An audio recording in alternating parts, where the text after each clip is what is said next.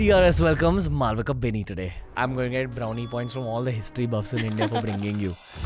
Where would you like to begin the timeline when it comes to South Indian history? There are mentions of all the gold in Greece, all the gold in Rome is flowing to South India. And camphor, myrrh, ivory, sandalwood being exported from here. And these were products which you couldn't find anywhere else in the world. You could only find them in South India at that point of time. Tamil Nadu, how far north did it stretch to? Within the Sangam literature, you have references to kings as Imaya Varamban, meaning someone who has conquered Himalayas.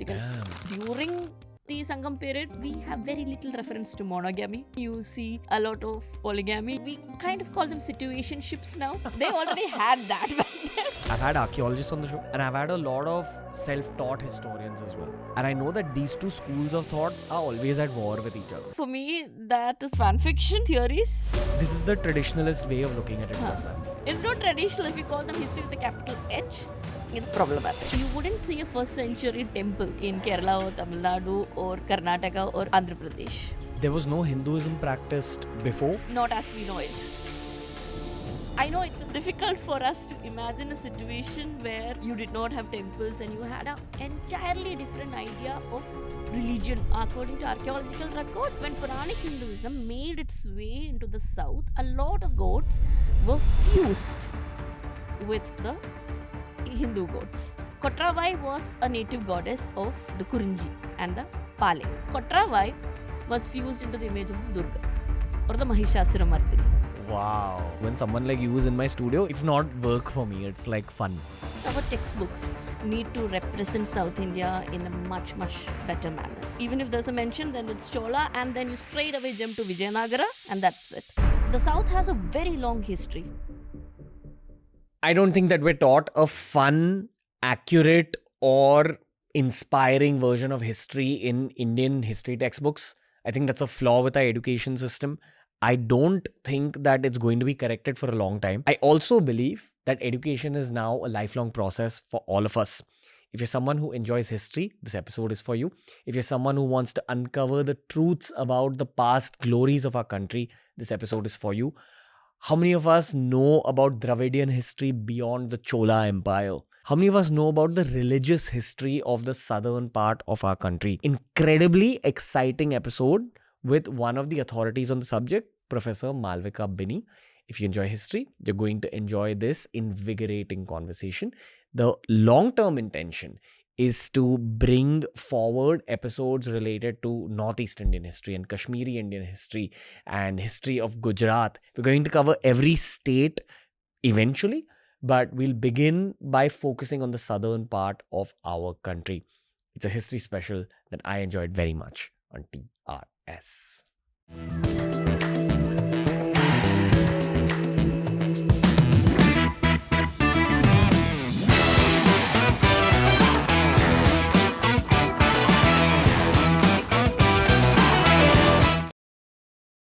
TRS welcomes Malavika Binny today. Thank you. We're going to be learning about history with you. I hope so. You have killed it on the Indian internet, but so many talks of yours are in Malayalam that I thought we have to get you here for an English podcast, and you need to teach the rest of the country about the Sangam period and Sangam literature. So, firstly, welcome to TRS. Thank you so much. Thank you for having me on the show. I am going to get a lot of brownie points from my students. They watch your show, particularly my UG students and my sister who's like 10 years younger than me. So she has been, I think, subscribing to you for a very long time now. No, I'm glad. I'm going to get brownie points from all the history buffs in India for bringing you. So, where do we begin with Sangam?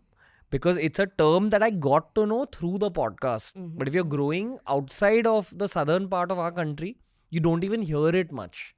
But everyone, south of the Vindhyas usually has heard of Sangam. What is the starting point to even understand this? Yeah, that's a great question. In fact, one of the things that we've been saying for a very long time, and by we mean South Indian historians and South Indian people in general, is that our textbooks need to represent South India in a much, much better manner. It's not that they don't have anything on South India as of now, but it's very little.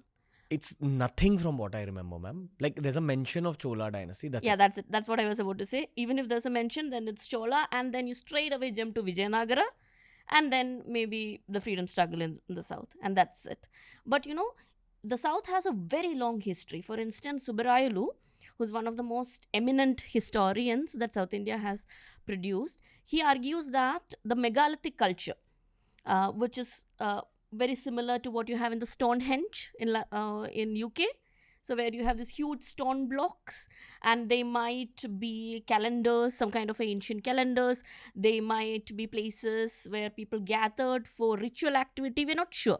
But from those megaliths, we know that people collaborated. They came together. They maybe did rituals together. They might have had some conception of astronomy. They might have had some conception of time, so on and so forth. And that dates back all the way to 12,000 years ago. And that's a long history that we have. So, and then we have, till date, we have different kinds of monuments. So we've given them very modern names. For instance, we have what is called as umbrella stones, Kudakal.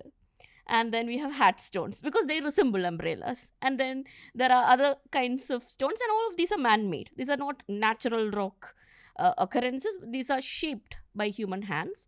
And we have a 12,000-year-long history which is not represented at all, which I feel is highly problematic, because we need to get to know each other, right? If we are living as Indians in this country, and this country is an extremely diverse, extremely plural country. We had this old slogan, unity in diversity, and we need to know about that diversity. So the earliest references to South Indian history would be from these menhirs and Kodakallu and Toppikallu. These are umbrella stones and hat stones that we have, which were part of megalithic culture. But this was not a literate society. We do not find evidence of any kinds of script. But the first reference that we have, first historical reference that we have, is from what is referred to as Sangam literature. And there are a lot of debates on it. Some historians argue that there was no Sangam at all. There was no literary council of poets who came together yearly or biannually or every 10 years. So you have to give a lot of context on what the what word is Sangam means also. Okay. Like imagine we've never heard of the word Sangam. Sangam just means a group, a collective. So 1, 2, 3, 4 people sitting together could be Sangam. So it just means group. But in this particular context, it refers to a collective of poets who would come together and describe life. So it's a huge set of poems. In fact, you have different genres of poems. You have a set of poems which are referred to as the Ahannanuru. And Ahannanuru talks about love. And you would find the most romantic verses ever produced probably on the Indian subcontinent in Ahannanuru. Aham means, Aga means inside, and Nanuru is 400.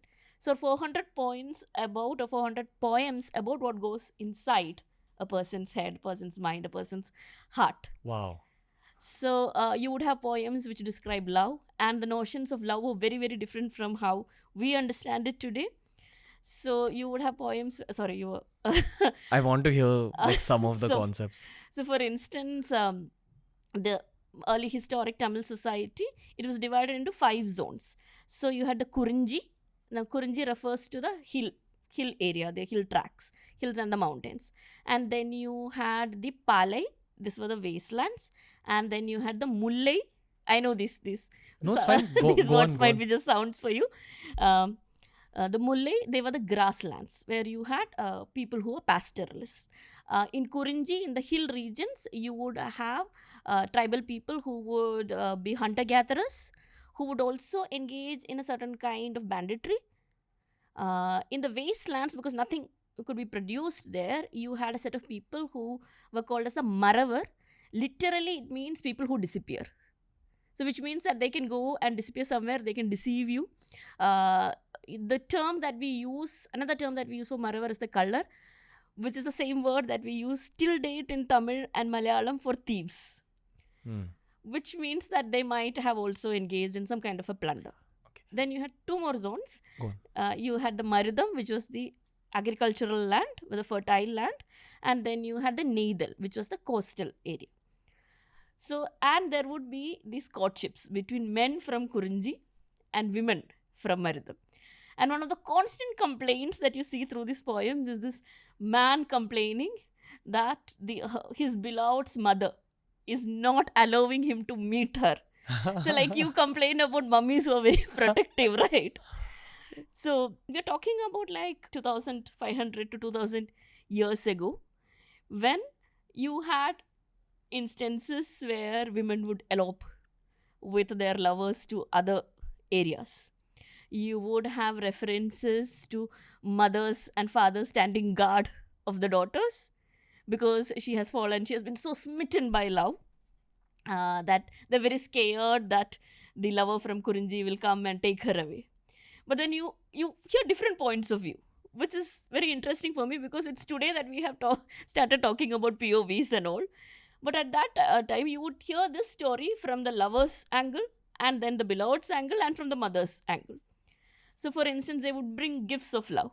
And the gifts of love would be something like boar's flesh, the wild pig's flesh, or it would be an ivory casket, or it could be a rare souvenir or a nugget of gold. So, through this conversation, and these are essentially love notes which are written, but for a historian, this also becomes historical documents. So, we get to know that, oh, there was gold present at that point of time. Ivory was being extracted. So, there was a practice of gift giving. Okay.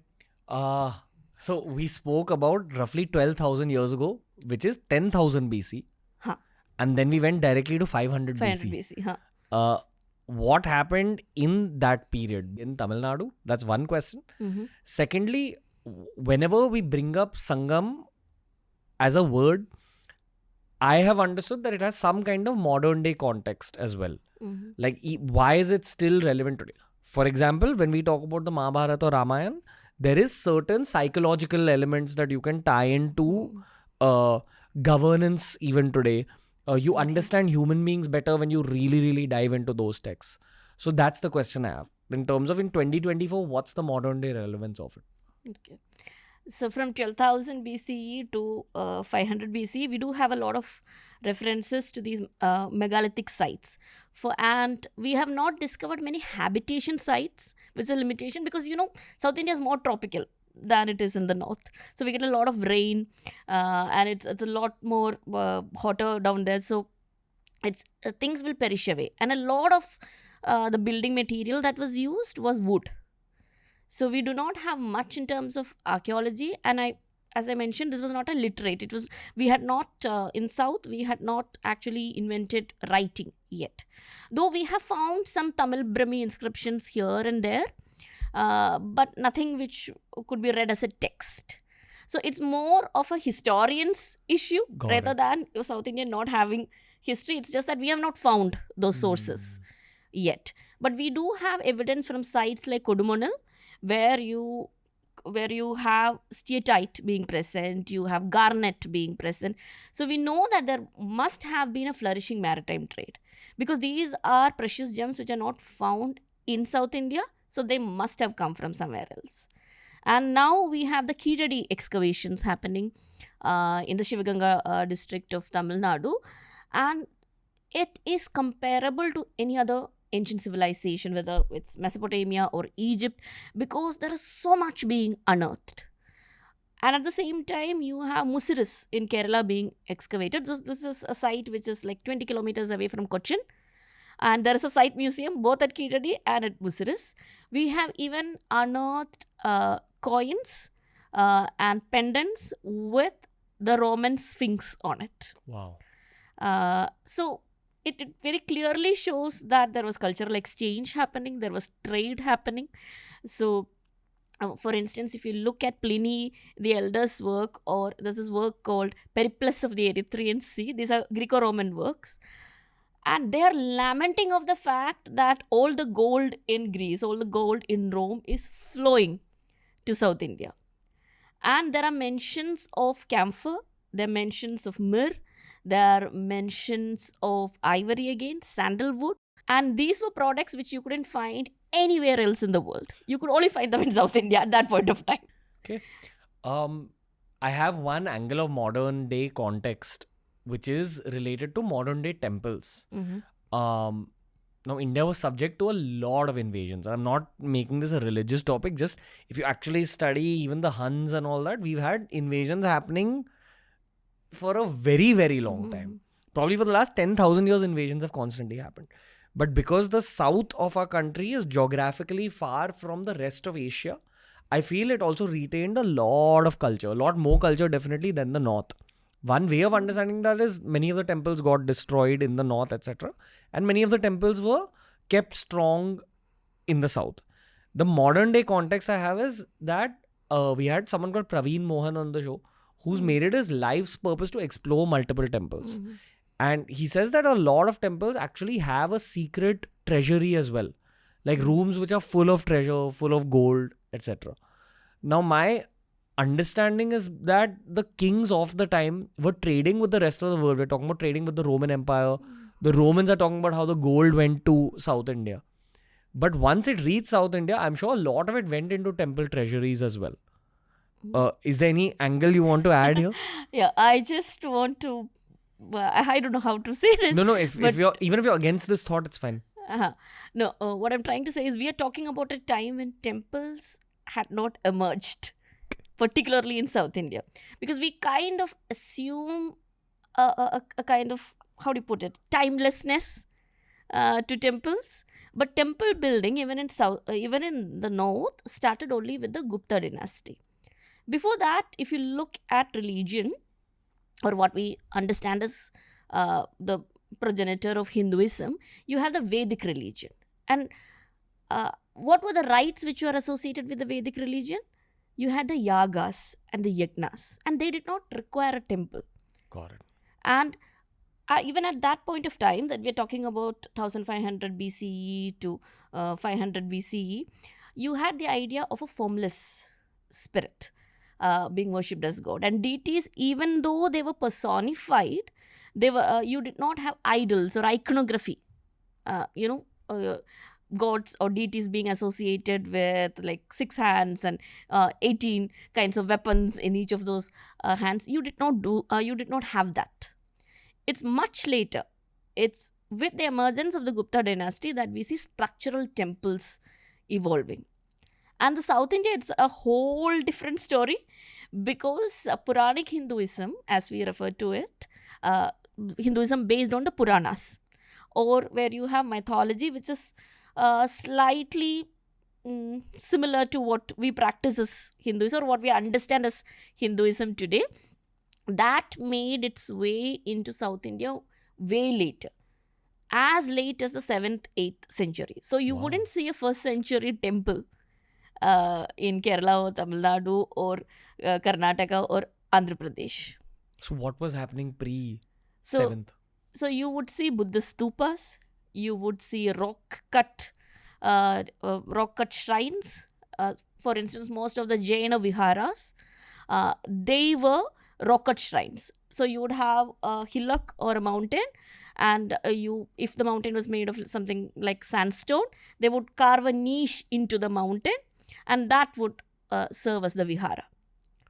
And I know it's a little difficult for us to imagine a situation where you did not have temples and you had an entirely different idea of religion at that point of time. There was no Hinduism practiced before? Not as we know it. According to archaeological records? According to archaeological records and according to Sangam literature, you have references to certain gods. So I was telling you about the 5 zones that we had, like Kurinji, Mulle and Pale. Each of these zones had their own deities. So for instance, you might have seen a glimpse of Kotravai in the movie Bahubali, though I'm not sure.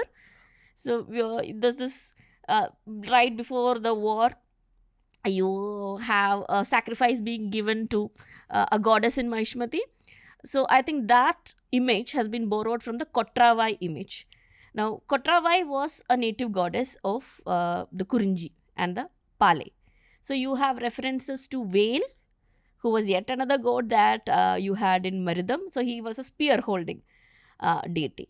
You had a sea god called Kadalon, it literally translates into the Lord of the Sea.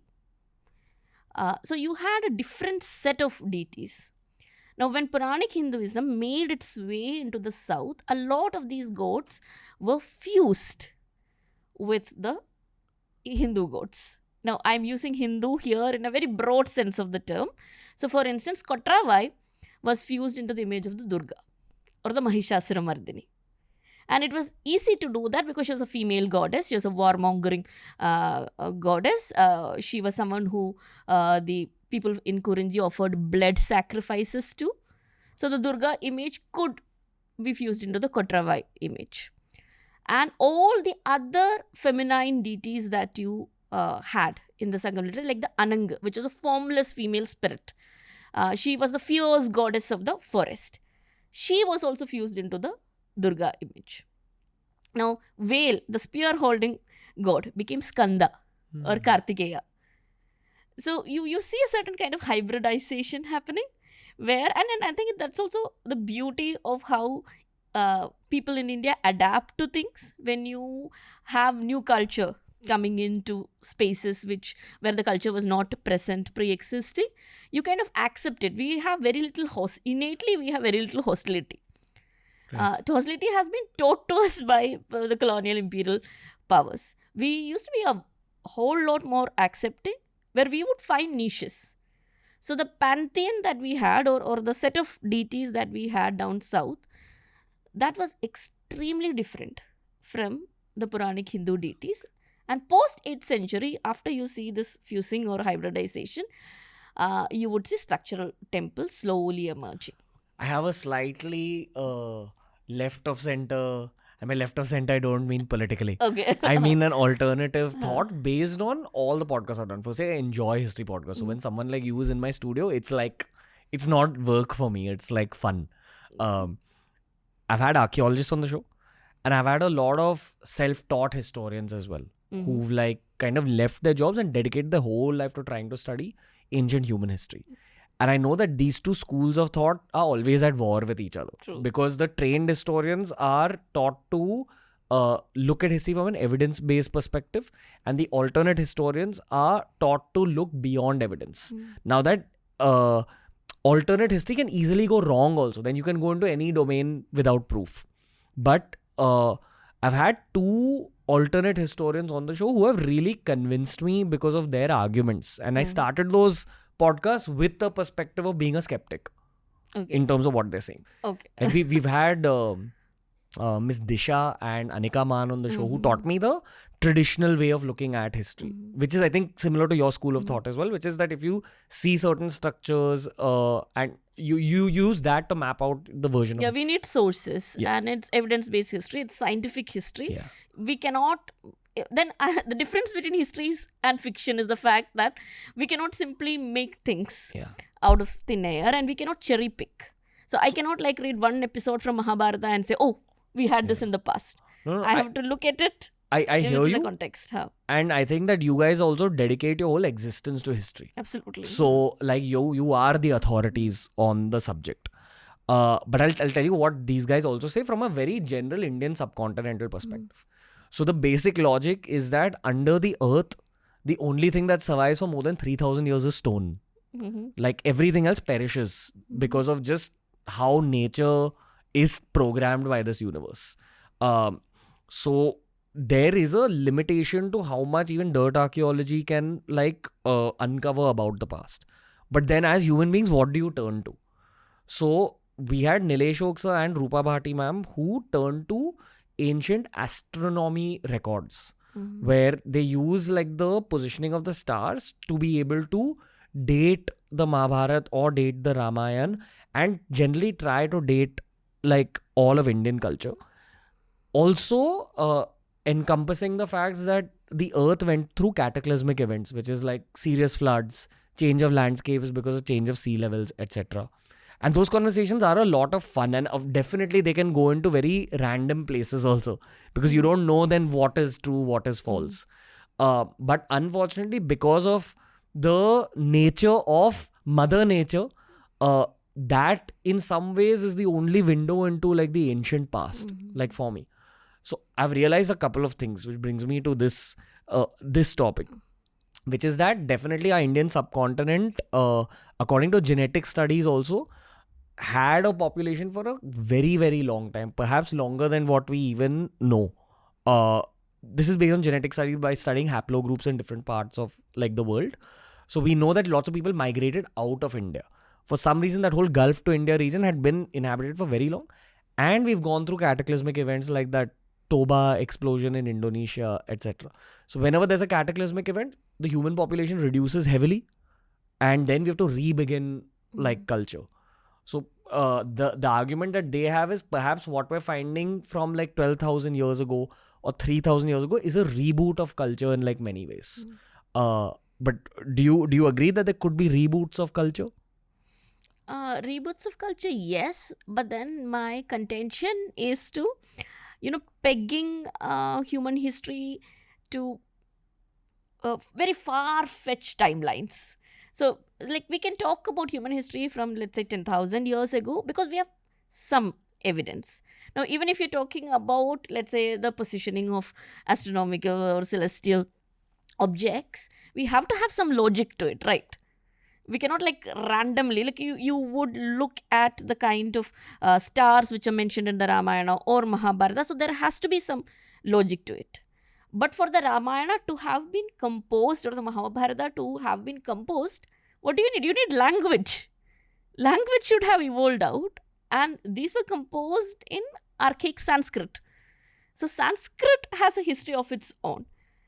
And even if we stretch it all the way back to the Aryan migration, what we see is that we can at best give it like 5,000 years of history. But if you stretch it beyond that, what happens is human beings also underwent different stages of social evolution. Like you have biological evolution, you have social evolution. So you must already know of the out of Africa theory, how we migrated out from Africa, and we had not even become Homo sapiens then. There were, if you look at Harari's work, you all know Harari, and it's a fantastic work, Sapiens, A Short History of Humankind. It's something that I recommend to everyone. So he talks about the fact that, you had different subspecies of human beings. Like you had the Homo habilis and the Homo erectus and the Homo rudolfensis and Homo soliensis.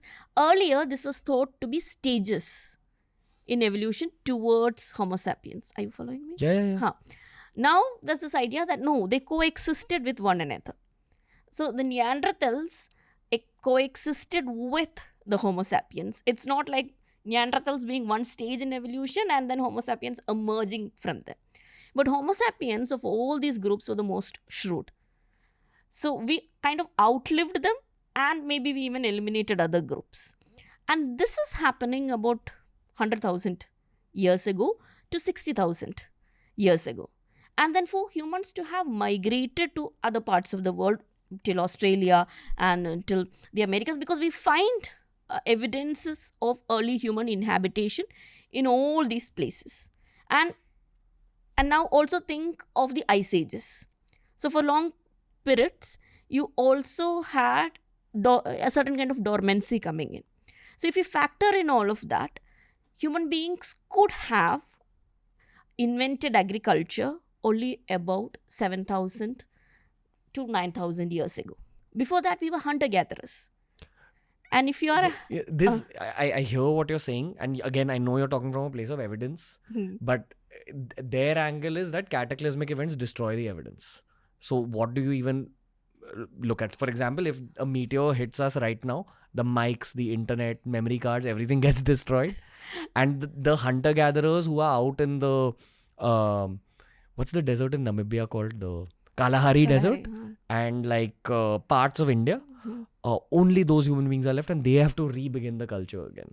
Yeah, but even if they are re-beginning the culture again, there is about 100 to 200 years of paleoanthropology. And then people have researched and spent their lives researching over human evolution. So through bone studies, through evidences like that of Lucy, the first Australopithecus skeleton that we have, we can actually look at evolution and we can map out, we can actually date the bones to 1 lakh years ago, or 70,000 years ago, or 90,000 years ago. So let's imagine that an entire civilization was totally lost and you had to begin from scratch again. But even in that case, there is something called social memory, which human beings possess, which a lot of other animals don't. That is why a tiger 1 lakh years ago, 10,000 years ago, would be the same tiger as today, except for the minor mutative changes that it has gone through. But human beings are very different. We learn, we adapt, and there is a certain kind of intergenerational knowledge that we pass on. And it is very, very difficult to destroy that. And that is why, we have had episodes where people have abandoned cities and they've gone and migrated and lived elsewhere. But they carry with them the memory of those places. For instance, the Indus Valley civilization, it totally vanished. We do not know where those people went to. It declined. And we have another culture emerging in the form of Vedic culture. But that didn't mean that the cultural memory of Indus Valley civilization was absolutely lost. So that's why we have this popular saying, no, you need not reinvent the wheel because it has already been invented. See, I am an observer and I love listening to like the traditional school of archaeology, and I love listening to alternate history as well because I'm an engineer. Like I just want to learn. But right now, like where the argument stands, even on the internet, a lot of the internet is more convinced by the alternate history, which I know is very pissing off for the trained historians and the archaeologists. And I think this debate can go on forever. Like this episode is about Sangam literature, and I want to have nuggets of wisdom from, again, Tamil society and generally the south of India. So we can do this whole alternate history versus trained history thing, and it'll not go As you anywhere. said, it's a debate which will go on forever. But I also think, somewhere we also need to dial it back to the basics and go back to, and not just to evidences, but to logical, commonsensical issues like the law of prerequisite. For instance, if you say something like you had the internet in the early historic period or during the period of the Puranas, then I would have to ask you, but what about electricity? So unless and until you have electricity, unless and until technology has grown to a certain level, you cannot have certain inventions. Only once you know certain technology, like for instance, you can only have steam engines if you know about the working of steam. And that requires time, that requires human knowledge being passed on. See, I'm just I don't bat for the alternate history side alone. I am someone who's trying to learn from both sides. But again, even with this don't have electricity angle, it's like, how do we know that we didn't have electricity? Oh, then that it would be like indulging in fan fiction. But I mean, this is a story. It's worth a conversation for a deep dive. Like if we don't keep that possibility open, then we're just closing down that possibility without inquiry. No, you can inquire, but when you go down that lane, or as I would like to put it, you go down that rabbit hole, but take your logic along with you. Okay. I'll tell you the way I look at it. I think traditional historians have a very important role to play in society because you're relaying culture, you're relaying stuff from relatively the recent human past. And just in my eyes, I think when historians are trained, that is the purpose they're trained with, that hey, relay our past into the future. But unfortunately, all we can see about evidence-based history is back to like 3,000, 4,000 years ago, because everything else gets destroyed in nature. And like little nuggets, like I've had an Africanist on the show. He spoke about how they found a battery in the pyramids. So again, that's a sign of like electricity, but it's just that we don't know how to use it. But they could have, like even the basic engineering of an electricity tells us that it's not that difficult to create. This whole thing about using salt, using potatoes, you can like fire up an electric spark. So my personal angle is, I've had so many history podcasts now. I'm a lot more convinced by the alternate history theories, but I just don't feel that they're out there, and I know that they are at war with you guys. So I don't want to go in that domain only. Maybe we should get Nilesh Oak and Rupa Bhati ma'am here. And the thing is, even the alternate history side is not willing to listen to you guys. So I wish to be that bridge between you two, but again, unending debate. Yeah, but I think those are also interesting conversations. And as you said, maybe if we engage in conversation, we might have other trajectories opening up. But there's also training and methodology which goes into history writing. They look at that as a limitation of looking at history. It's just two different pathways of studying history which have emerged, and the thing is, the internet is obviously going more for entertainment. Yeah, it does have an entertainment value. That is undeniable. Because, if we are opening up things to pure imagination and pure fiction, yes, definitely. It's like, would you do the same with science?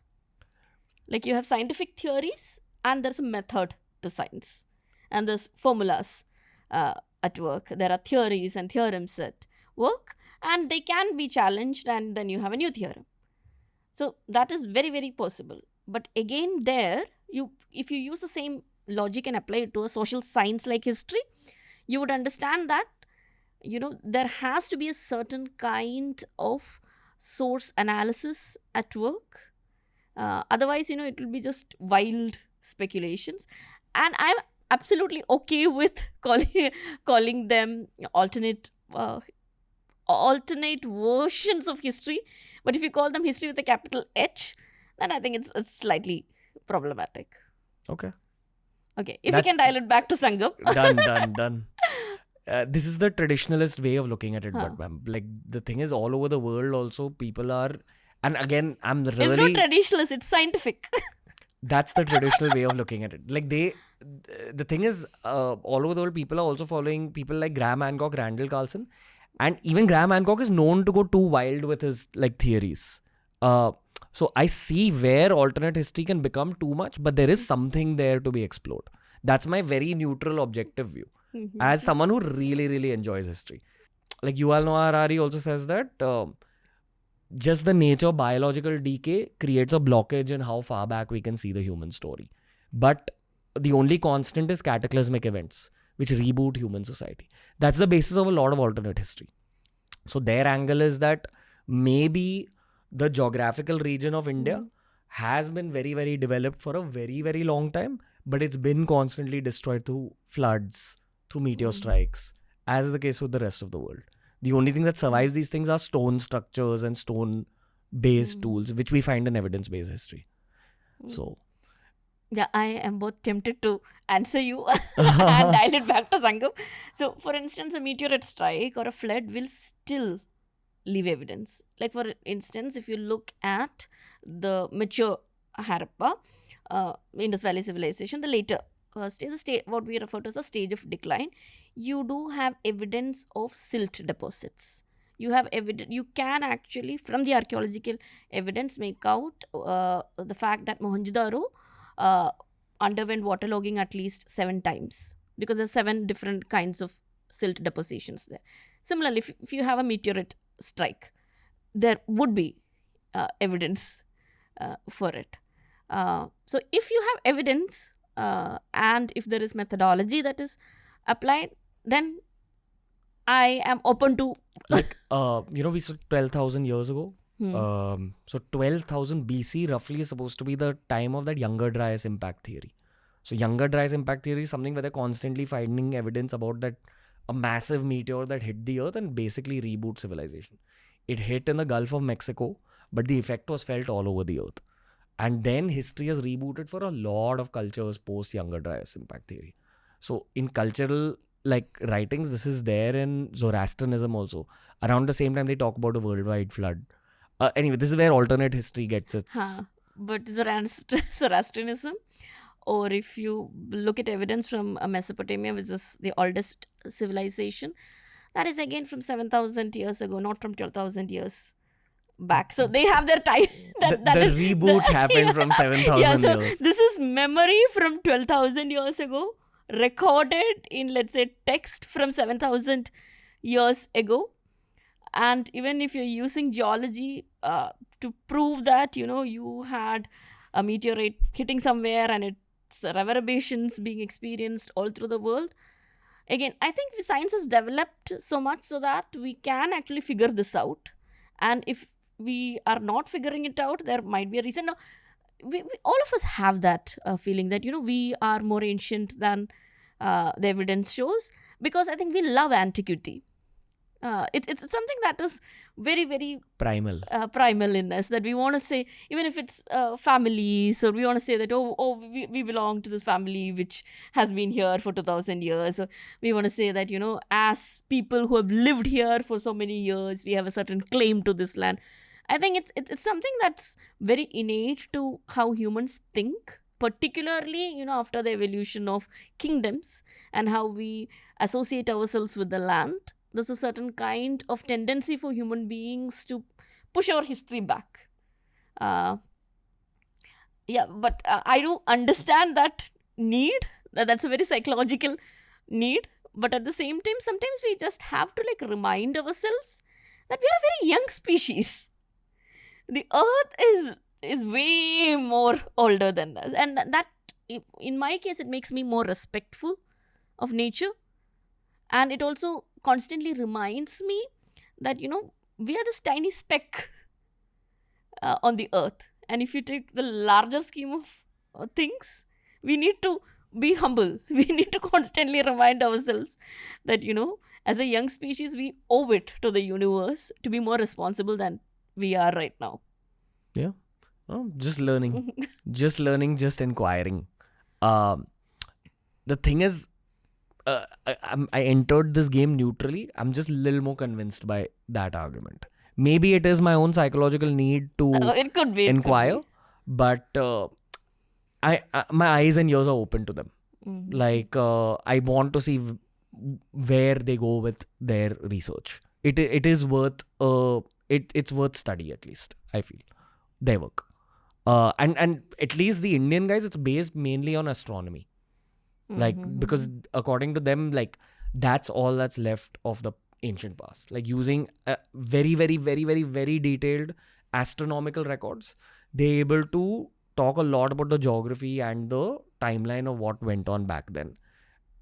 I've done maybe 4-hour podcasts with these people, and I'm convinced at this point. But it's about listening to them in entirety. And I know that whenever they talk about traditionalists in history, there is that aggressive energy. These guys are not letting us expand our work.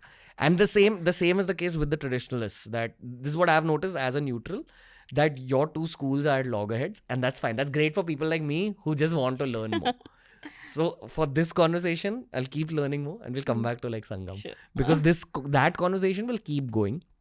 But I am going to view this from a lens of recent human history from this reboot. That's just okay. And I know that the audience will view it in the same way. But I won't question you about this long-term ancient history thing post this point. Yeah, for me, that is the terrain of literature or fan fiction or alternate theories. That's not a terrain. That's fine. That's not my domain. That's fine. Okay. We spoke about the 10,000 year mark and the 500 BC mark. So you were asking me how in 2024 Sangam can still be relevant. Yes. My simple answer would be Sangam will be relevant 2,000 years from now as well. Why? Because some of the concepts that you see in Sangam works or slightly later works like post-Sangam works like Shilapadikaram and Manimekale. Have you heard of this before? And it's a sorry fact that we as Indians do not know about the Tamil epics. And these are glorious. The material, the content that you have in them is so beautiful and it's timeless. But we really, really need to actually go ask people about Shilapatikaram, and maybe people from my grandmother's generation, they would know it. They would at least know the story. But if you ask my students or people my generation or your generation, they unfortunately would draw a blank. Even in Tamil Nadu. So they might know about the existence of Shilapatikaram, but I've taught in Tamil Nadu and Karnataka and in Kerala and in Andhra Pradesh. So very few students actually know about this. So like in a class of like 50 students, you would have like 10 who might know about Shilapatikaram, and then so Shilapatikaram is a post-Sangam work, slightly later than the Sangam. And this was a work which was cited by Dravidian leaders during the Dravidian movement, during the Indian freedom struggle. It's a work, so if you look at the work as a historical source, by taking away all the fictional elements of it, and if I purely approach it as a historical source, so much of our culture, so much of what later became Dravidian identity, Tamil identity, is actually from Shilapatikaram, is actually from Manimekale. What are the stories like overarching? Shilapatikaram talks about Kannagi. And that's where I feel that, you have a lot of women-oriented literature being produced from the very early past, from the south of our country. So both in Manimekale and Shilapatikaram, you have the protagonist being women. The hero, it's a heroine-oriented story. I am, of course, this is a very anachronistic reference because you didn't have the idea of hero, heroine. You would have the central character. And the central character in Shilapatikaram is a woman. And there are references by historians that she could be the daughter of a Jaina merchant. But there's no direct reference, so we're not very, very sure. But there are clues that she could be the daughter of a very rich Jaina merchant. And she gets... Jaina? You mean like Jain? Jain. Okay, sorry. So we say Jaina and Buddha in the south. So Jain merchant. So she gets married to Kovalan, who's also from a merchant background. So, but he is a drunkard and he is wayward and he spends all their money, and then he falls in love with another woman who's a dancer. Her name is Madhavi. And you actually have references to the Natya Shastra, not direct references to Natya Shastra, but what later became part of Natya Shastra. So you have references to mudras, how a dancer is supposed to posture herself, how the stage has to be set when you have episodes in the story about Madhavi, because she's a dancer and she might also have been a Ganika or a courtesan. So Kovalan spends all his money on Madhavi, becomes bankrupt, and Kannagi knows this. But at the same time, she's also a very chaste wife. She doesn't question her husband. She patiently, very, very patiently waits for Kovalan to come back to her. And there's this episode where Madhavi sings a song, and the song is about a lover. Now, Kovalan thinks that, okay, this song is about someone else. Now, Madhavi is cheating on me. So Kovalan gets into a fight with Madhavi, and they split ways, and he comes back to Kannagi. And Kannagi accepts him back, and both of them, they travel all the way to the city called Pumpuhar. And then you have this beautiful descriptions of Pumpuhar, where you have lanes and lanes and lanes set near the port. And there's a beautiful description of the ports where there are Yavana ships, and these are ships which are laden with all kinds of goods from all parts of the world as they knew the world. Now, their idea of world would be very different from our idea of the world. And then you have these lanes of perfume sellers, and lanes of gold merchants, and lanes of silver merchants, and lanes of ironsmiths, and lanes of porters. So you basically get an idea of who were the people who were living there, what kind of craft was there. For you, which year is this roughly? Like, so which this period? Is somewhere around 500 CE, 5th to maybe 8th century, because there are different versions and recensions of the story. What language was it in? This was in Tamil, Chentamil, Okay. the ancient Tamil, Yeah. which is quite different from the Tamil that we use now. Some of the words are extremely different. We wouldn't be able to understand Chentamil if you read the original text, but transliterations are available, translations are available. You can actually Google Kannagi story and you will get it. So they go to Pumpuhar, and at Pumpuhar, all that they have left, because Covalent has completely bankrupted the family. So all that they have left is a pair of anklets that Kannagi has.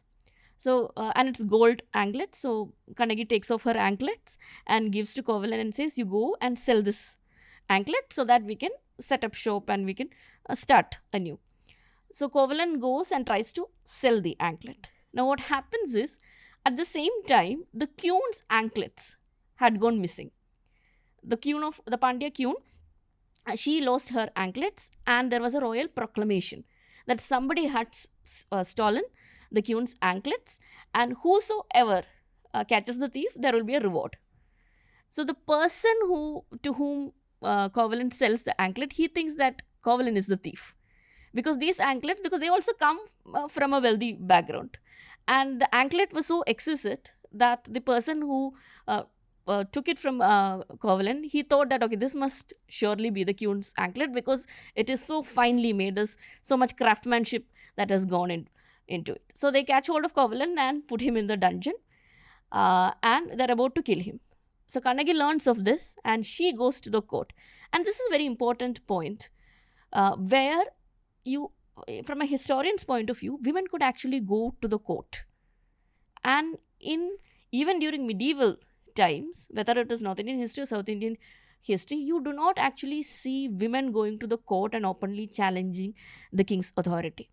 Now, the only exception would be Draupadi, and that too because she was dragged into the court. But here you have a woman who's going to the court and who's challenging the king and saying, see, you have captured, you have put my husband in prison unjustly.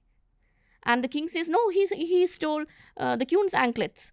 And Kannagi says, no, those are my anklets. And then there's a debate, and the king says, can you prove that those are your anklets? And she says, so inside the anklet, because it's a hollow anklet, like it's like the anklet that you wear when you dance, which has a certain jingle to it. So it would be hollow, and inside you would fill it with something so that it jingles. So Kannagi asks, what was inside your queen's anklet? And the king says, it was pearls. And Kannagi says, inside my anklet you had diamonds. And she asks for the anklets, and she takes the anklet and breaks it, and out tumbles diamonds. And the king realizes that, okay, he has made a mistake, and that this was indeed Kannagi's anklet. But by that time, the executioner had already killed Covalent. So Kannagi gets furious and angry, and the different versions of this story. One version says that she curses the Pandyan king, and the entire city catches fire because of her curse. Now, another story says that she wrings off her breast and throws it. And the breast gets scattered across the city, and wherever pieces of her breast fell, those places started catching fire. And then the king, who understands that it was because of his wrongdoing that his subjects are now suffering, because there's fire everywhere. So he commits. And the rest of the story, again, you have different versions. So one version says that she came back to Chera country, and there she sacrificed herself, or she jumped. One version says she jumped into fire. Another version says that she became a goddess. Yet another version says that she became a Jain nun. And you have recorded evidence of a Patini cult. Patini meaning wife. So because she's a chaste wife, her power comes from the fact that she's an extremely moral, righteous woman who could actually destroy cities with a curse.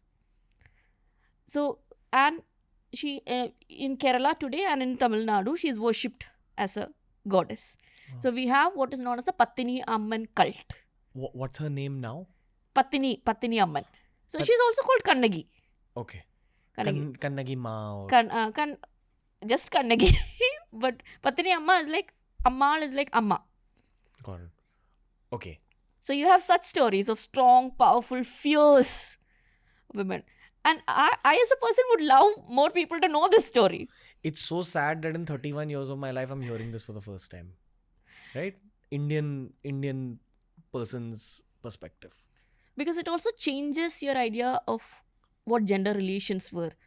Right, that women could actually go to the court, they could challenge the king, and the king responds by actually thinking of himself as an unrighteous king. When a wrongdoing, he doesn't try to cover up.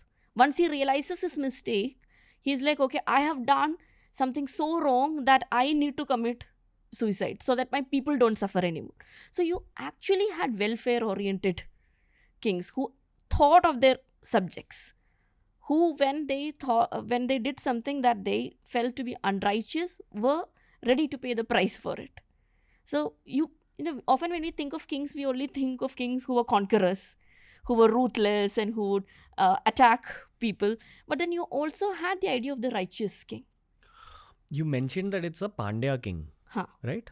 And the Pandyas were an actual dynasty, etc., etc. And the city is also an actual city, Puhar. Do you think this is based on true events, or it's a story that's created in order to depict the world at the time?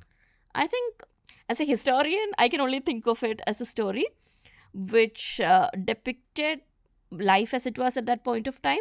But there might have been aspects of it which might have been very true, because these are also recurring motifs that we see in a lot of folklore, in a lot of other stories. And this is not just one text which is mentioned only in Shilapadikaram, but you also see evidence of it in other Sangam works and in later works as well. So there might have been a Kannagi. Maybe the story about how she wrung her breast off might be a little far-fetched, and storytellers kind of add hyperbole to things. Where is Sangam literature, kept right now? Is it because, so you mentioned that it's in the form of poetry at the start. So even this story is in the form of poetry? Yes.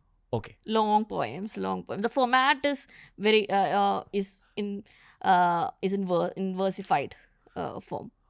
Small break from Sangam literature. If you have to recommend a few books related to Sangam literature to the audience who are beginners in this process, can you give us like authors' names or? There's this wonderful work on the Sangam by Kamil Zwalibil. It's called The Smile of Murugan. The Shivatampi's work, it's called The Tinai. The Tinais in Tamilagam. So it talks about these 5 micro-eco zones and how life was in these zones and how you had different rituals. The beautiful message that is put across through these works is the fact that you can have cultural diversity and still be part of a cultural whole. So you can have different sets of rituals in these different Tinais. Okay, a great analogy, slightly anachronistic, would be... I'm sorry to all the academicians who are listening, but a great analogy would be, have you seen Wakanda Forever and Black Panther? Yeah. So you remember T'Challa's kingdom? Yeah. And you remember that scene where Warmonger comes to challenge T'Challa? And then you have all these tribes. You have the river tribe, and you have the mining tribe, and then you have the monkey tribe who says, Hail Hanuman. And then you have the border tribe. So you have all these tribes coming together, but they exist in the larger kingdom. And they could challenge kingship. And one tribe, kingship could pass from one tribe to the other. So this is kind of similar to that, where you had different sets of people, but they would come together in times of calamity. They thought of as being part of a cultural complex. And all of them probably spoke the same language. Which was? Which is Tamil, Tamil. Ancient Tamil. Ancient Tamil. How different was it from modern Tamil? Oh, it is quite different. I had to... So, we either have to look at translations or we have to train ourselves. And the training would be for like several years for you to master Chintamil, because a lot of words have changed. Grammar has changed. So, we have a grammatical work called Tolkappiyam, which talks about the grammatics of Chintamil. So if you kind of look at that, you would understand how Chintamil works. But it happens to all languages. What's your take on Prakrit? Prakrit, for instance, have influenced Tamil, like Sanskrit influenced Tamil later. For instance, Malayalam I kind of think of Malayalam as a hybrid language where we have fused Tamil and Sanskrit together. So 60% of the words in Malayalam right now, in modern Malayalam, are from Sanskrit, but 40% is from Tamil. But if you look at slightly early works, and slightly for us is 400, 500 years, okay. So if you look at, like, let's say medieval Sandesha Kavya literature or medieval literature, you would see a lot more Tamil content. So it would be as high as like 60% Tamil and 40% Sanskrit. So as we have progressed, Malayalam has become more Sanskritized. And this has happened to a lot of South Indian languages. You take Telugu or Kannada. So there would be variations of this. Some Dravidian content and some Sanskrit content. I have a slightly amateur question, okay? And I'm just trying to understand more. You spoke about those zones. Mm-hmm. Do you think that those geographical zones were limited to the geographical region that we know today as Tamil Nadu? Or did it spread across into the 5 states? No, it spread across. No, though we refer to it as Tamilagam because Tamil is the language of the sources. You could see references to hills in Karnataka. You could see references to the 3 seas. So if you have references to the 3 seas, it means that we have definitely entered the Deccan and Peninsular India. How far north did it stretch to? So we have a later work, for instance, the Kalingattu Parani. It's a post-Sangam work. So that refers to Kalinga. Orissa. And within, and then this would be interesting and it would be a matter of debate. Within the Sangam literature, you have references to certain kings. Now, kings were called as Kilavar, as Imaya Varamban. Now, what does Imaya Varamban mean? Himalaya Varamban. It's a shortening of Himalaya Varamban, meaning someone who has reached till the border of Himalayas or someone who has conquered Himalayas. You can interpret it. So, they knew about the Himalayas, or maybe, as you said, if it depicted life and if it was not hyperbole, if it was not exaggeration, maybe they could have sent armies all the way to Himalayas. Do you think there could have been a Tamil king at some point in India's history who actually ruled over the whole subcontinent? Again, evidence doesn't suggest so. But then let me ask that question to you. Do you think that there is a North Indian king who ruled over all of the Indian subcontinent ever? Evidence doesn't suggest. Evidence doesn't suggest so. But you had kings like the Chalukya Pulakeshin from the 6th century to the 12th century. So that is a brief period of Chalukyan rule. And in that you had a king called Pulakeshin II. Now we are jumping to a whole new period now. So Pulakeshin II, he extended his rule all the way from Karnataka to Maharashtra. So here we are in Mumbai. The Elephanta Caves is maybe like 20-25 kilometers away from here. He conquered up to the Elephanta Caves and he commissioned sculptures which you can still go and see in the Elephanta Caves. Wow. And so that's a huge... Ethnically he was Tamil? Kannada. Okay. Okay. But we don't learn about this in textbooks, school textbooks, that you had illustrious kings like Pulakeshin. Why do you think that is? Do you think it's like some kind of divide and rule at play where they're trying to divide, like, they're trying to isolate Tamil culture? Not just Tamil culture, but South Indian culture in general. Because I think, a lot of what is passed off as history, unfortunately, has a huge colonial imprint on it. And it is not that historians has not produced a lot of material, they've done brilliant research, but unfortunately, it has not entered the realm of history textbooks yet. So what has been produced, let's say 100 years ago, 120 years ago, or maybe even 70 years ago, that is what still passes off as history. Fortunately, some of our universities, for instance, if you look at Delhi University syllabus, they have papers on South Indian history and some of the works in them are really, really good. So historians like Subbarayalu, like R. Mahalakshmi, like Rajan Gurukal, and slightly older historians like Nilakanta Shastri, Dikshitar, for instance, K.P. Rao, for instance, they've done brilliant work. But how many of these historians do we know of? And they've looked at these sources, they've analyzed those sources. And it's also not just glorious history, but it's also history that is much more humane. It's a different kind of history.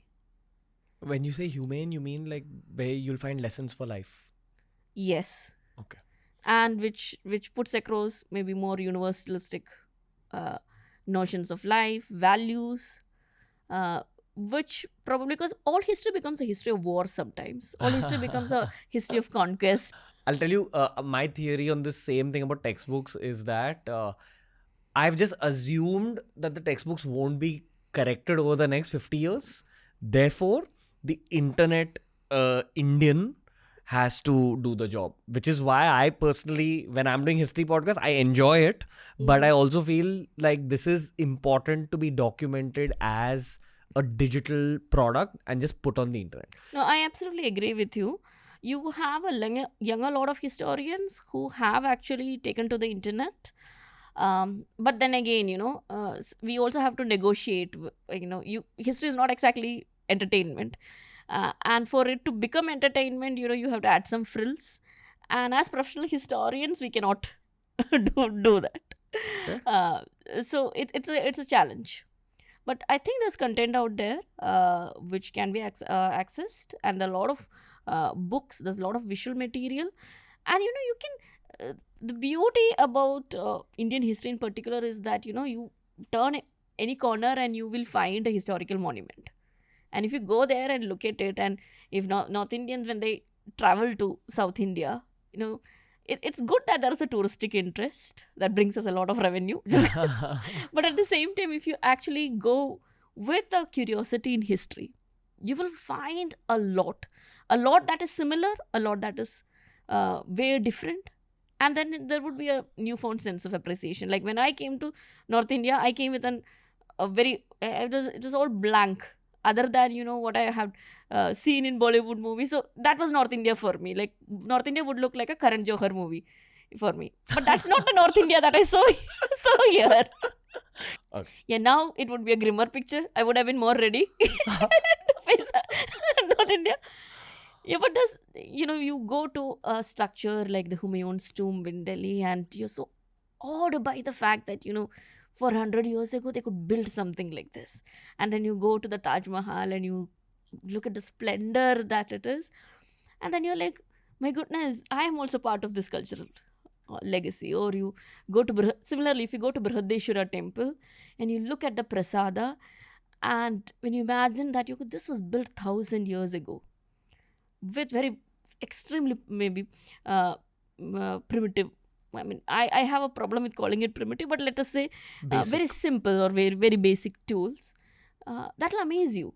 But we have to travel around. We have to look at culture.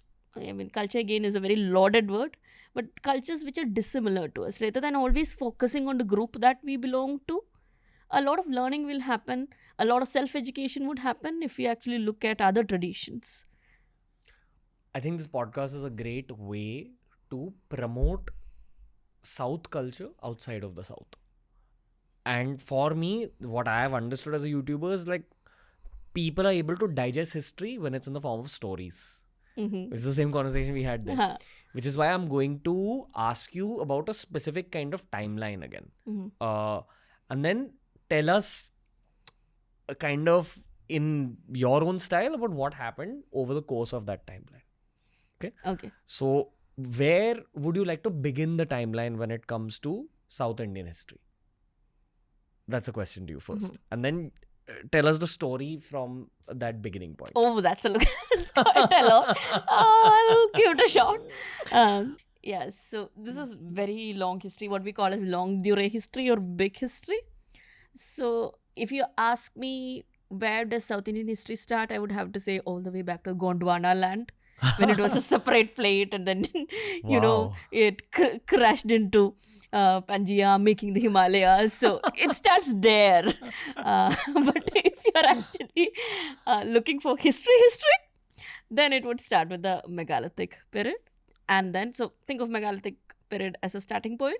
But even before that, probably there was human habitation, because we find this one of evidence here and then. For instance, one of the big finds that we have is a hand axe, which is called as a Acheulean hand axe. I mean, it's a typology that we use. It's similar to what has been discovered in France. So there, it might show that, you know, you have migratory patterns, or it might not just be people who migrated. It might be technology which migrated. It might be ideas which migrated. So we do have evidence of that from the megalithic period. Then the evidence that we have is of Sangam. So different historians have given different periodizations for it. Some have stretched it back to 800 BCE, 8th century BCE.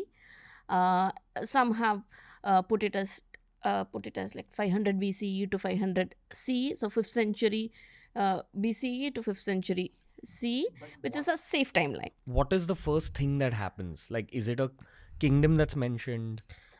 It's not a kingdom at all. You see a set of tribes. Okay. You remember the Chachala Yeah. episode that I mentioned? So that's why I said it's an anachronistic example. In the movie, it's a kingdom and you have different tribes in the kingdom. Here we have to imagine a situation where you don't have kings, you only have chiefs, tribal chiefs. Gotcha. And these three chiefs were called as the Movendar. The term that was used for them is Kilavar. Now, Kilavar is a reference to someone who's elderly, an elderly male.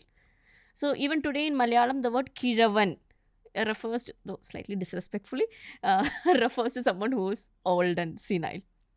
Okay. But in the Sangam, that's why I said words change their meaning over time. Like how in Hindi you have Buddha. Yeah. Sorry. That's okay. We're going. So you have Kilavar, and Kilavar referred to people who took decisions, and it was probably the patriarch of the family, that is the eldest male of the family, who might have been taking the decisions, calling the shots. So that is probably why the term Kilavar was also used as a word for ruler. And you have references to different kinds of social groups.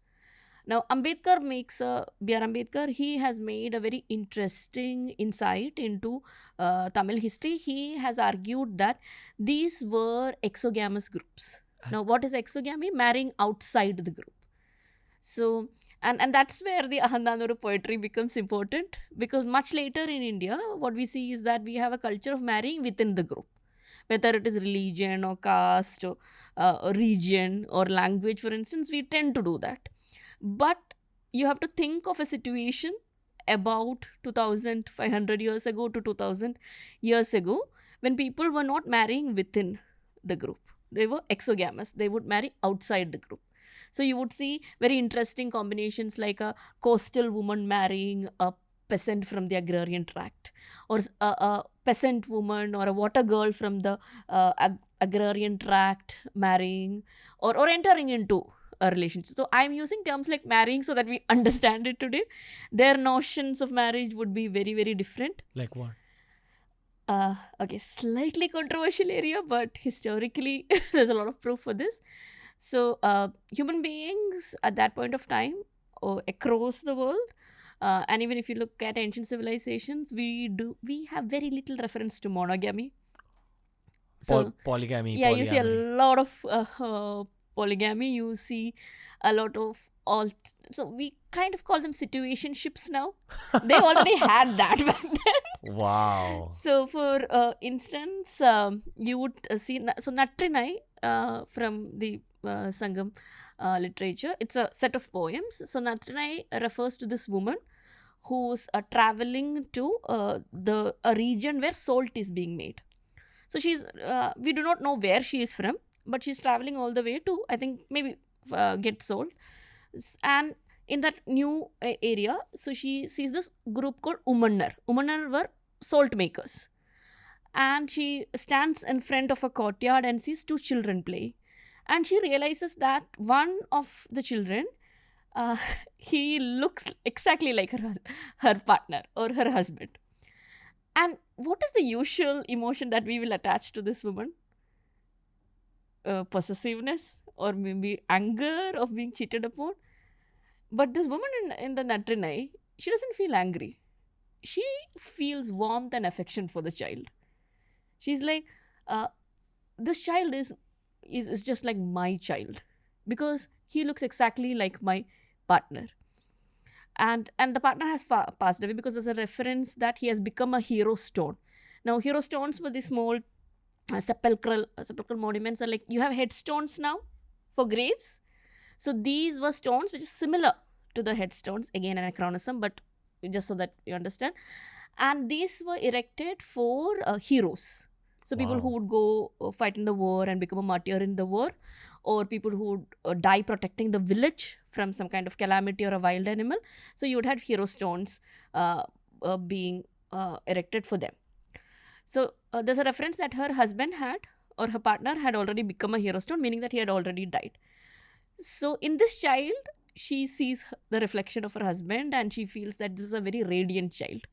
And the rest of the poem is about she describing her love and affection for the child. So you had very different notions of marriage, very different notions of love back then. You also had other kinds of situations where, children that we refer to as illicit children.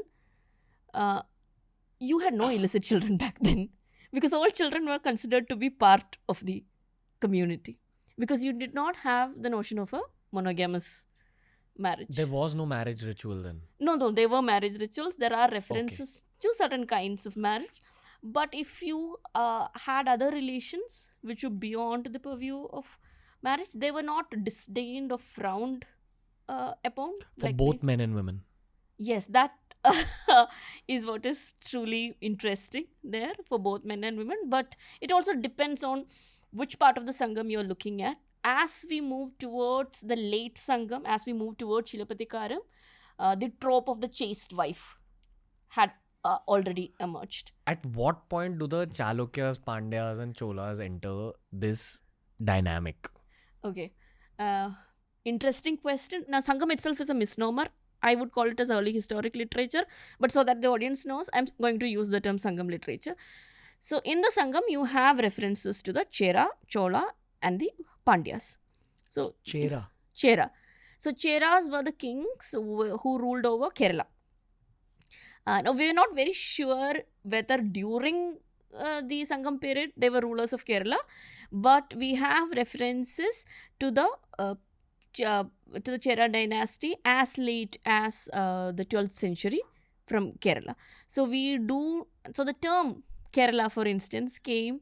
One of the arguments is that it is a corrupted version of Kerala, meaning Chera kingdom. And this Kannagi story, she actually goes back to Chera country, and that is why you have the Kudungallur temple, where she has been enshrined as Kannagi has been enshrined as a deity there.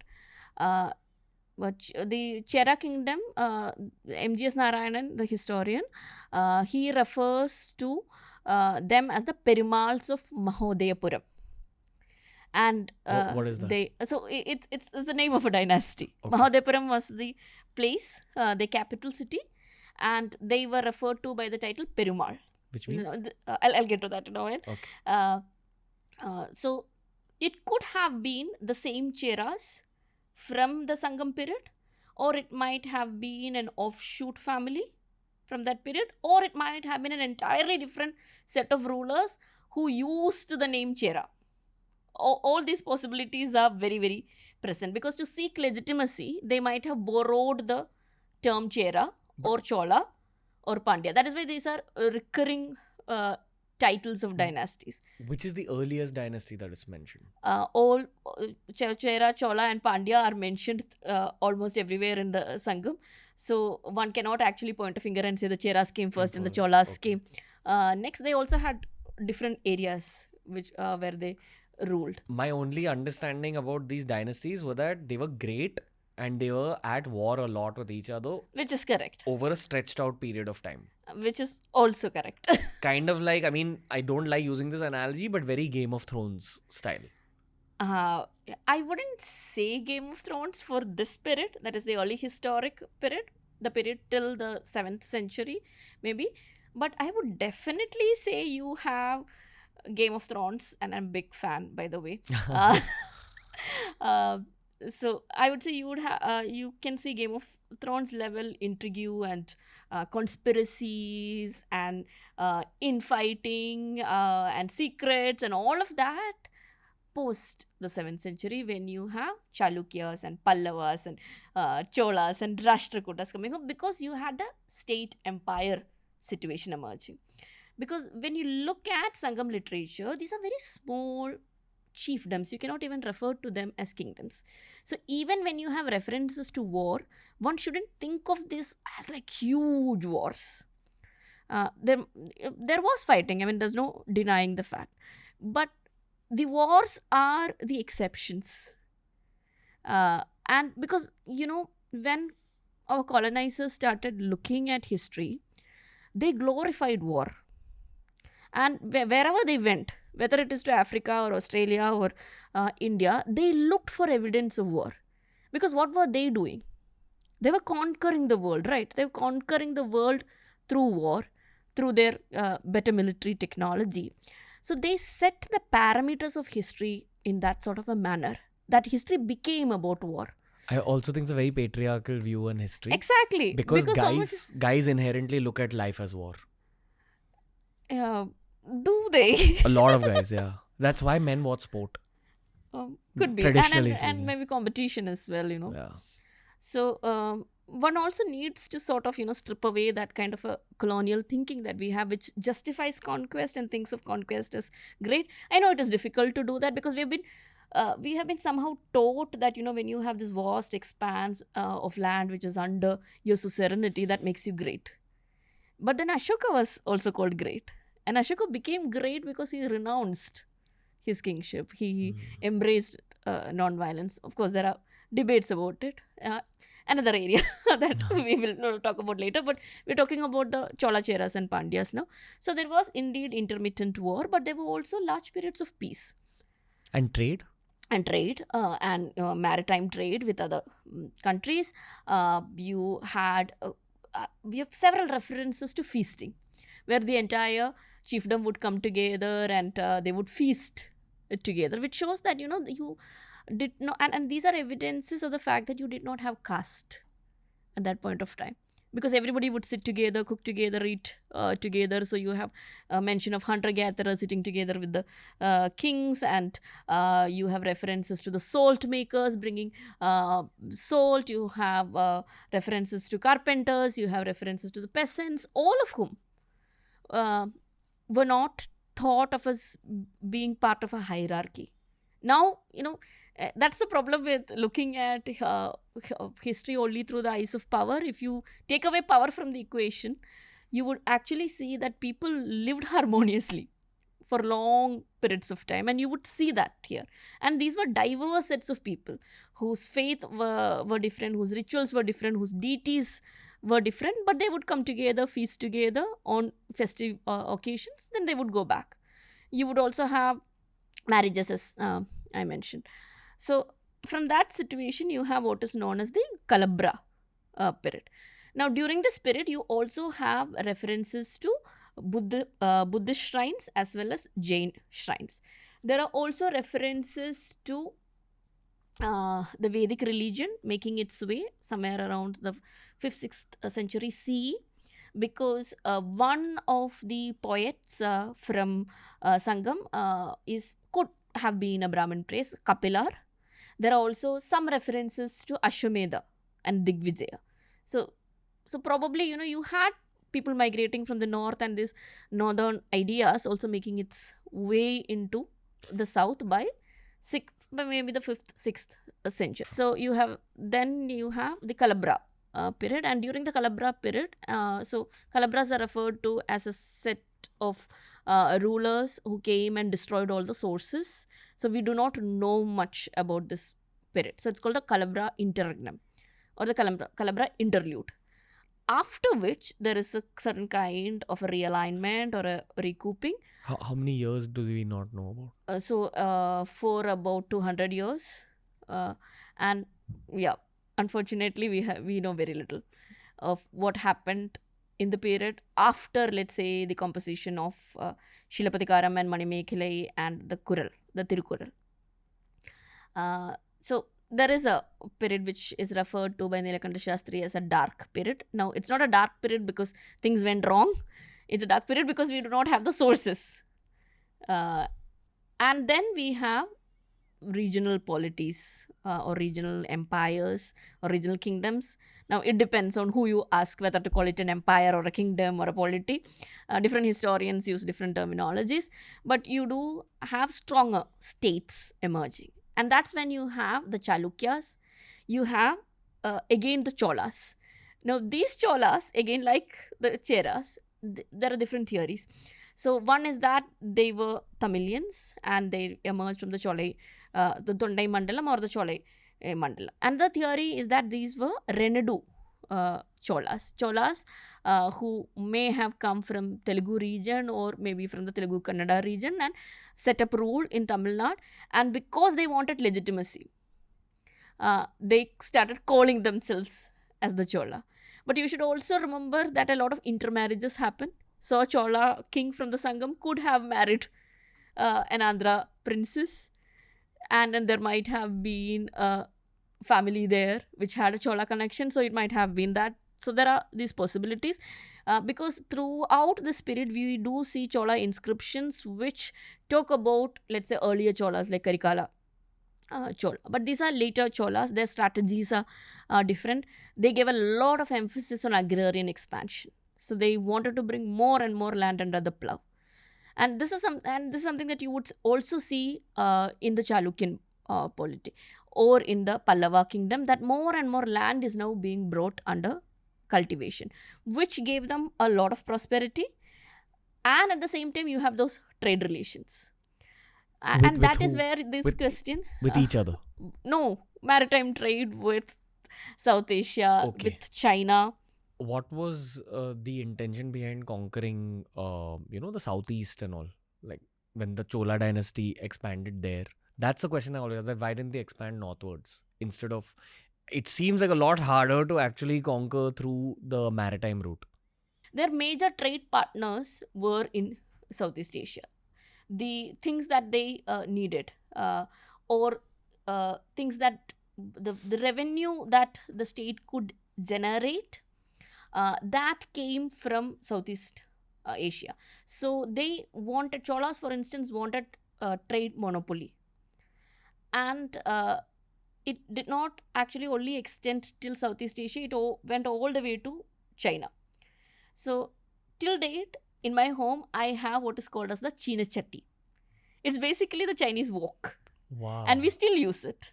We still use it for making... Do you know what an appam is? Yeah, of course. If you had appam, it's made using a wok.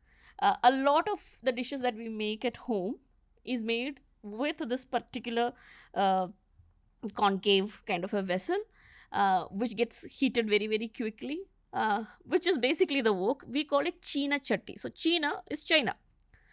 If you go to Cochin, you would see what we call as Chinese nets. To treat diseases, we like syphilis, we had a herb called as China Pav. And chini, for instance, sugar. Again, the technique of making sugar probably came from China. So we had a lot of trade relations with China. And you had the Shailendra dynasty. Okay, then you have... Please do not ask me about the back history of Shailendra dynasty. We can take each of these topics and I'm sure you have a podcast, that we can unpack here. So for the time being, just to answer your question, there was a dynasty in Southeast Asia, in Malay Cambodia region, who tried to intervene with this particular trade. So they wanted trade monopoly. Okay, like a rival. Like a trade rivalry. So Cholas, they were trading with Southeast Asia, they were trading with China through Southeast Asia. And now this king who was positioned in Southeast Asia, and Malacca or Kedah or Aceh, these are in Indonesia and the Malay Peninsula. These were important ports of call. These were places where the ships would go to unload unload the goods or add water, or you would have new people new sailors, so manpower was being added there. So these were, because you cannot take one journey till China.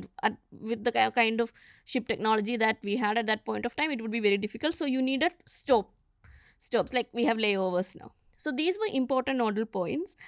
And what was happening at Southeast Asia was that you had the Shailendra dynasty, particularly after the Srivijaya kings coming to the throne. They started consolidating their power, and once they consolidated their power, they tried to control these ports.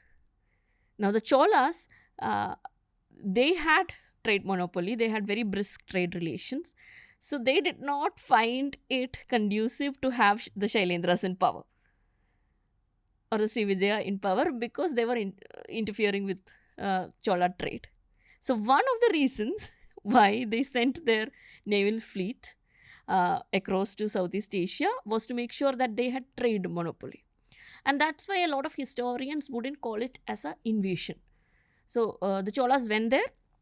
Rajendra, for instance, went there, conquered the kings, and installed other rulers from the very same families as rulers there. As in from his own family, he put... Not the Chola family, from the local king. From the local king's family, who would accept Chola suzerainty. Wow. Like did a conspiracy in that kingdom. So you wouldn't have a Chola prince over there, but you would have... So that's where the Game of Thrones kind of situation politics comes at play. This is politics at play. And of course, you're from a defeated family and you're constantly trying to oust them. Even though you have accepted suzerainty for, let's say, a king from the Shailendra dynasty or from the Srivijaya kingdom, you are a king, but you're a king in only name.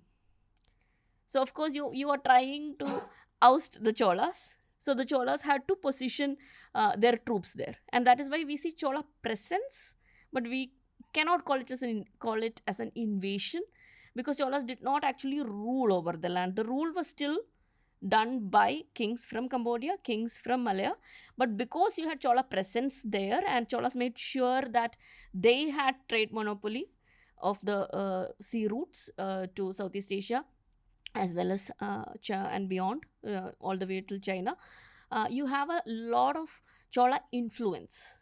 For instance, if you look at temples like Angkor Wat, for instance, you would see a lot of Dravida influence at work. If you look at a lot of mythology that you have there. So something that I need to add here, a caveat that I need to add here, is the fact that Hinduism, in the broad sense of the term, did not reach Southeast Asia because of Chola invasion. It was there even before Chola invasion. Now, this was kind of buffered, supported because of the Chola presence over there. So did the Cholas influence Southeast Asia? Yes. Did they invade Southeast Asia? Because we do not find inscriptions where they are called as rulers. They are called as overlords. Now, the big boss. So you had to call yourself as a vassal of the Chola king. Doesn't mean that the Chola king would be in Cambodia ruling over the Khmer Empire. Was there any combat or battles? Oh, you have several references. In Southeast Asia. In Southeast Asia. Rajendra, for in instance, is called as someone who crossed the sea and led a naval fleet and conquered the land. So there are several references to war. There are several, not just to Southeast Asia, but to Sri Lanka as well. So there are indeed references to war. There are references to conquest. In fact, if you look at later Chola history, and these Cholas are called as the imperial Cholas to kind of differentiate them from the early historic Cholas. So if you look at imperial Chola history, and if you look at Chalukya history, if you like war, so you would see real Game of Thrones stuff, which Game of Thrones actually didn't show. You had war with elephants. So you have references to in Chalukyan inscriptions that Pulakeshin would give wine to his elephants, so the elephants would go rut and would attack the enemy camp. And you have references to dozens and dozens of elephants being used in war, along with other animals like horses and mules. So I would say it's just a step ahead. Okay. So once you have the imperial Cholas, this is from the 6th to the 12th century. You also have the Chalukyas. Now, to give a brief geography, and the boundaries of the kingdoms back then wouldn't coincide with present day state boundaries, or present day, because present day state boundaries are linguistic boundaries that we kind of artificially created at that point of time. Also boundaries were artificially created, but it wouldn't actually align with one another. So when I'm saying Chalukyas, most of them, most of their rule extended over present day Karnataka, I'm not fully correct here, because you see the kingdom growing, and then you see Pallavas attacking and then shrinking. So this is constantly happening. So there's no, like, we have the map of India now, and so if I ask you what is India, immediately you would have the map of India flashing in your head. But if you were a Chalukyan living in, let's say, the 8th, 9th century, and if I ask you, so what is the extent of your kingdom, you would have no clue. Because the king, Pulakeshin or some other king, could have captured another territory just yesterday, and that would have become part of your country. So we cannot actually imagine the state or the kingdom in that particular land, or what citizenship would have. You don't have citizenship, you have subjecthood. So this the political scenario itself was different, because boundaries would keep on changing. You would have political alliances changing, which is similar to what we have today. So a lot of bloodshed. You're dialing it back to war, aren't you? I'm just assuming that so many kingdoms changing, territories. Yes, a lot of bloodshed. But so for instance, if you look at Pulakeshin's history, and I am intentionally mentioning Pulakeshin because I really want people to look up Pulakeshin and maybe think of, let's say, an epic movie on. So he's called Pulakeshin or Pulakeshin because he's such an interesting character, and we are talking about Pulakeshin II here. So he, after becoming king, and in order to become king, he had to fight off his. So his uncle, it could be his uncle or it could be his brother-in-law, we're not sure. A lot of historians assume that it is his uncle. And as soon as he came to the throne, he had to go to war against the Gangas, who ruled over northern Andhra Pradesh, and the Alupas. Now, just one generation ahead, his father had married into the Ganga dynasty. So one queen was from the Ganga dynasty, and another queen was from the Alupas. So imagine you actually have people in your family belonging to those dynasties, and now you're going to war against those dynasties, and he conquers those areas, and then he goes into war. Now, when I say goes into war, please do not imagine an actual battlefield. So he issues a threat against the Gujars, the Malwa kingdom. So they're called the Malla, the Malava. So this is the region around central India, central peninsula India. And you're talking about Gujars and all, which is yes, like, it's the same Gujars we know of in North India. The Gujarat, Rajasthan area. Okay, go on.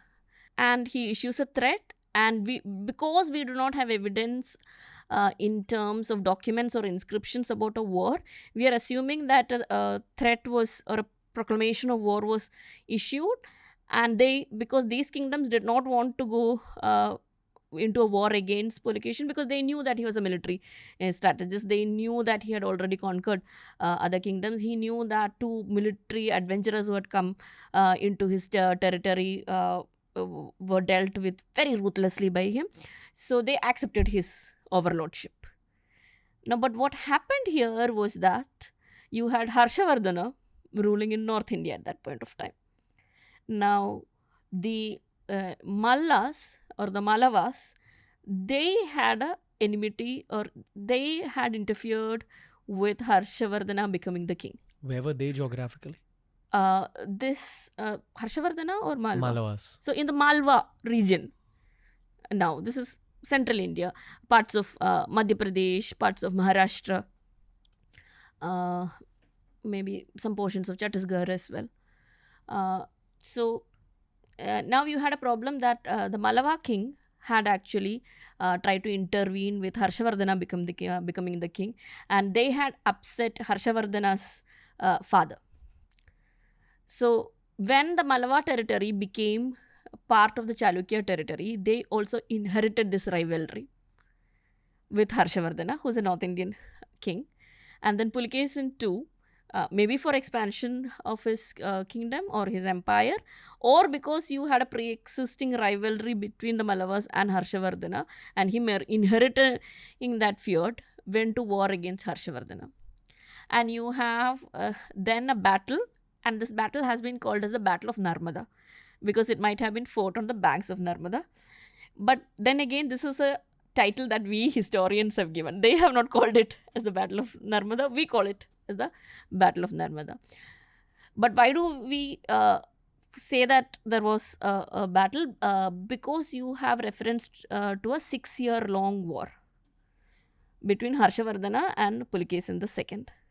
And Pulakeshin II wins. So you have a South Indian king or a king from Deccan winning over the grand empire of Harsha. And this is mentioned, the Aihole inscription, and a lot of other inscription, because this was understood to be one of the biggest wins that Pulakeshin II had. But then there's a very interesting reference from a later Rashtrakuta inscription. What region did Harshvardhan rule over? North. So Himachal, Punjab, yes. all that. Okay. So Pulakeshin basically became the emperor of what we know as geographical India today. No, he did not. Because he just won the battle, he did not extend his rule. So just wanted to beat Harshvardhan. Because Harshvardhana they were already fighting a war with Malwa, right? So he kind of inherited the war and he won the war. But he did not expand his rule. So he let it go back to Harshvardhan. No, Harshavardhana and his dynasty. And of course, it was a big dent in Harshavardhana's power and the dynasty declined. But Pulakeshin II extended his rule up till Maharashtra. He didn't extend it beyond that. Now, why? Because this would also require a lot of political machinery. You would need a standing army. So it would be a big burden on the state coffers. Now, these are things that we need to think about when we think about war. You cannot just go and conquer a territory. To maintain rule over the territory, you would already need a pre-existing or money in your treasury. You would need army, which means that you would have to now recruit more people into your army. You would have to halt your agricultural operations. You might have to halt your temple building activities. Yep. So you cannot constantly be at war, right? It's a pain to be able to handle a big country. Absolutely. At that point in history. Yes. It's so much to take care of. No, there are rulers who did that, but it has to be done very strategically. And you cannot just because you won a war, you cannot actually extend rule. And usually these massive kingdoms over 3 generations always broke up. Yeah, this is because it's what we call as issues of scale. So either you have to diversify. If you don't diversify and if the same kind of ideology is at work, if the same kind of bureaucracy at work, then there would be, the kingdom would dismantle itself. Yeah. This is why I love history. Because you can apply so much of it into your modern day life. You can actually. And one of the things that I wanted to mention is, what we do not think about when we think of history is the power of ideology. And when we say ideology, we think of Marxism or socialism. But bhakti was also an ideology. And this was very, very cleverly used by a lot of rulers. So spiritually there is a change, and I'm not going into that area. But you can also see that you have religious power being used. I wouldn't say misused, but used by kings so as to keep the empire intact. Because you cannot have the army everywhere. You cannot you cannot coerce people into obeying you. And unlike the case today, all of us are patriotic. All of us believe in the idea of India. So if the government of India issues an order, we are like, okay, we are an Indian. We are supposed to obey the rule. I mean, we might fight against it, we might write against it, but at the end of the day, if government of India comes with a rule, we obey it, and we understand that is part of our legal system. and you need those rules and regulations. But 1,000 years ago, people didn't have a constitution. There was no penal code. Why would common people, peasants, or people who are traders obey the king? There has to be a mutual give and take, right? So the king would give them benefits. So it might be land grants, or it might be subsidies, or it might be a share from the revenue. So you had all these economic measures, but you also would have like uh, the king embracing the religion of the people, showing that he's one of them. And that is why in, let's say, in pre-colonial history of India, particularly southern history of India, you would see uh, not just southern history, even in North Indian history, you would see uh, kings changing or dynasties changing their religion one generation after the other. So, for instance, if you look at Chandragupta Maurya, he pretty much followed the Jaina tradition. He came all the way to Chandragiri in the south and fasted to death. The Sallekkhana practice, okay. I'm assuming I should be giving more. No? No, okay. So he was a Jaina.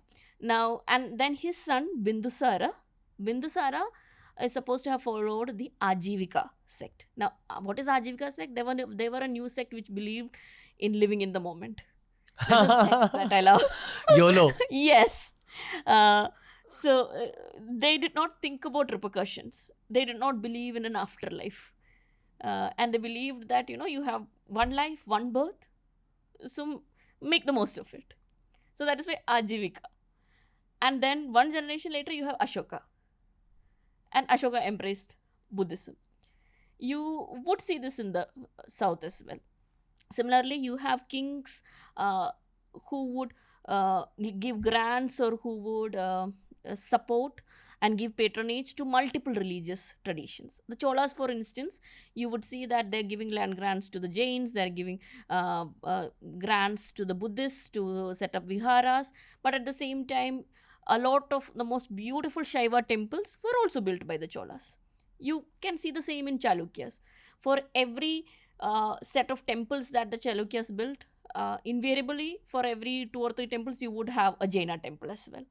And these were thought of as part of the same cultural complex. So I don't know whether you have traveled to Badami. If you have not, you should go. You will love it there.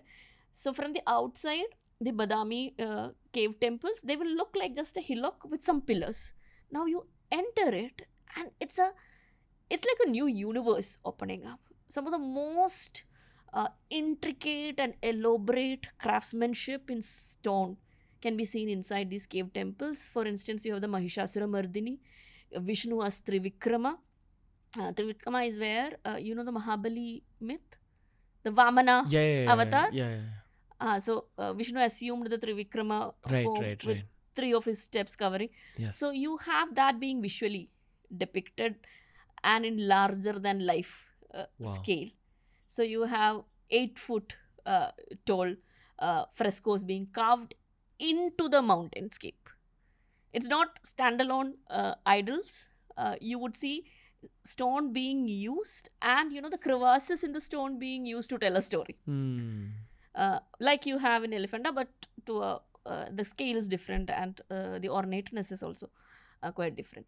But along with Trivikrama Vishnu, and along with Vishnu sitting on Ananta and Mahishasura Mardini and Shiva as Ardhanarishwara, you would also see a cave dedicated to Bahubali from the Jain pantheon.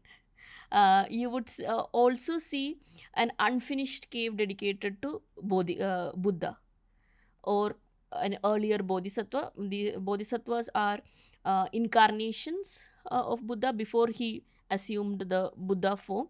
So you have an Avalokiteshvara idol there. Avalokiteshvara. The Dalai Lama is supposed to be a modern day incarnation of Avalokiteshvara. Avalokiteshvara. That's how Tibetan Buddhists they look at him. do have the belief in reincarnation. Gotcha. Okay.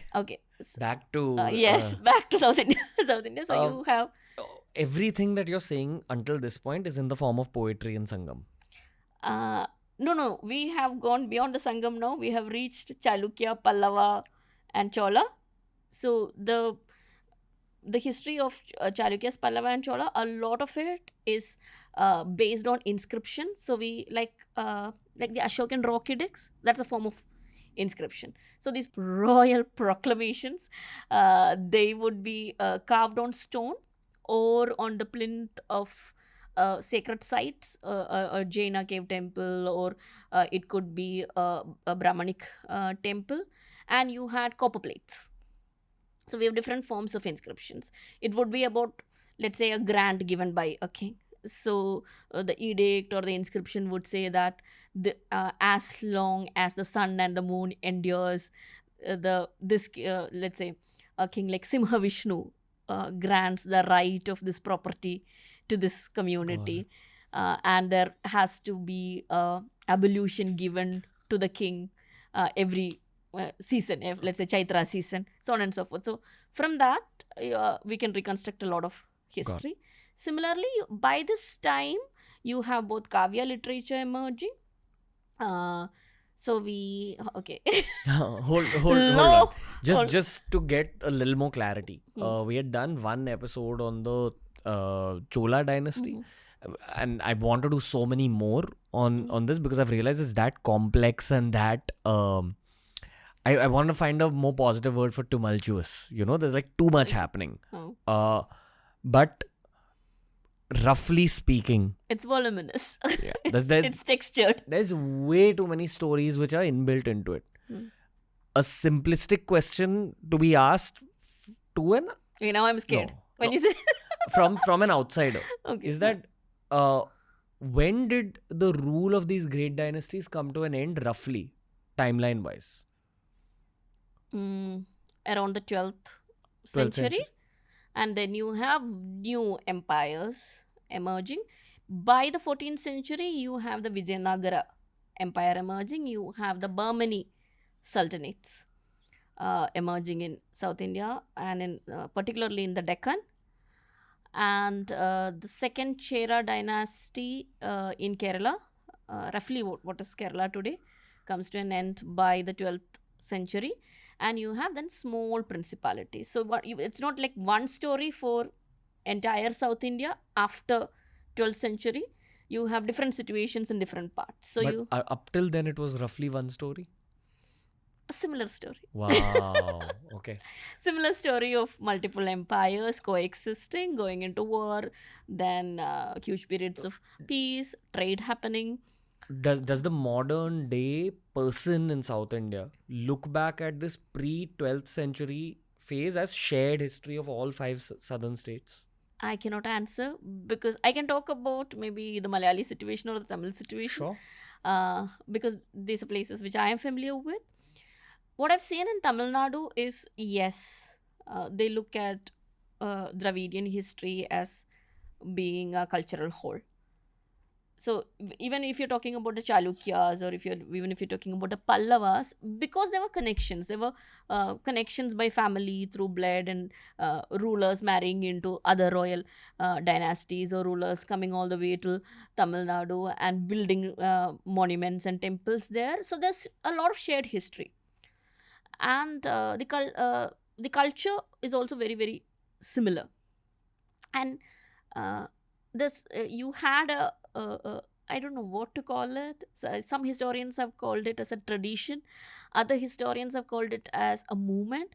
So what I'm talking about is the bhakti tradition that we had. And it's very different from the North Indian tradition of bhakti. Both are called bhakti and you have some similar tendencies, but there's a lot of different happening in the south as well. So once you move from the early historic period towards what can be called as the early medieval and the medieval period, bhakti played a huge role in consolidating culture. Not political consolidation, but cultural consolidation. And this is a period when songs are being made about Puranic deities. You have saints who are composing these beautiful lyrics, and you have saints from Karnataka, you have saints from Tamil Nadu, you have saints from Kerala. So we talk about the 64 Nayanars and Alvars. Okay, this is there's a lot How there. do you remember so much, ma'am? I think we have to. Correct. But plus, I when you look at this material and you find such and that these are also under researched areas, but if you actually start researching into it, you will find some of the most how do you I don't know how to put it. World literature would be an understatement. World class literature would be an understatement. You would find literature, you would find references which are so striking that it just stays in your head. Layered, deep, rich. Because I am just sitting and listening to and absorbing all of this. This is so new to me, and I feel sad about that. The fact that it's new to me at age 31. I wish this had come to me in school. But anyway. Me too. Yeah. I'm hoping that teenagers of today are like listening to this and absorbing it. Because this is the real valuable history. Not the stuff that unfortunately you guys have to give exams about. But go on, man. Yeah, but when we speak about that, one also has to say that, at least we know this much about South Indian history, and students who go to, let's say, Tamil medium schools or Malayalam medium school or Kannada medium schools, they know a little bit about it. But we really do not know much about Northeast India. They have an equally beautiful history. They have an equally rich history, but there's very little that we know about it. We know very little about the history of Kashmir. And if you're talking about Indian history, you have to talk about all of this. Yeah. Only then will it be Indian history. Otherwise, it is just North Indian history. It's like, the way I look at it on the podcast is we're rebuilding it one piece at a time. These are all chapters. So if you know anyone who will teach us Northeast history, please recommend. Oh, Northeast history, definitely. Oh, really? Okay, I was just saying it as a joke, but no, great. Yes. I have friends from DU and Nehu, Northeast Hill University. Waiting. Because they use a lot of anthropology, and that's a whole different knowledge domain. Wow. And it's very interesting the way that they reconstruct. Like, we base a lot of our work on inscriptions or textual material or archaeology. They look at folklore and they look at oral traditions. And oral traditions, because of the way that it's a controversial terrain, because so much can be lost in translation. At the same time, a lot of it is not available to us other than in translation, because there are so many languages. So how do we negotiate this? That's a very big question. The second question is, how do you date oral tradition? So if I hear a folk song, can I peg it at 9th century? Because probably it was composed way back and people finally wrote it down in the 9th century. So maybe it had a 3rd century origin.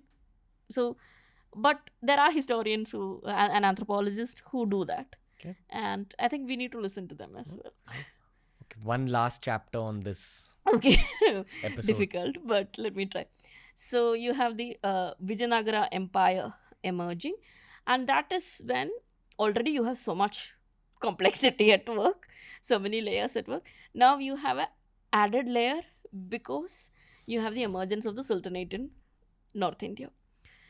And then later you have the Mughals emerging. Now, for most people, you have only 3 phases in Indian history. You have Vedic history, Mughal history, and colonial history. Khatam. and that's it.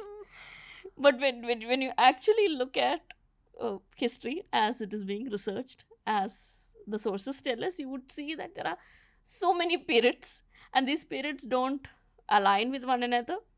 For instance, the processes at work, the economic, cultural processes at work in North India would be way different from the processes that you have down south. So even when we talk about Bhakti tradition and how there are similarities, you would also see a lot of dissimilarities as well.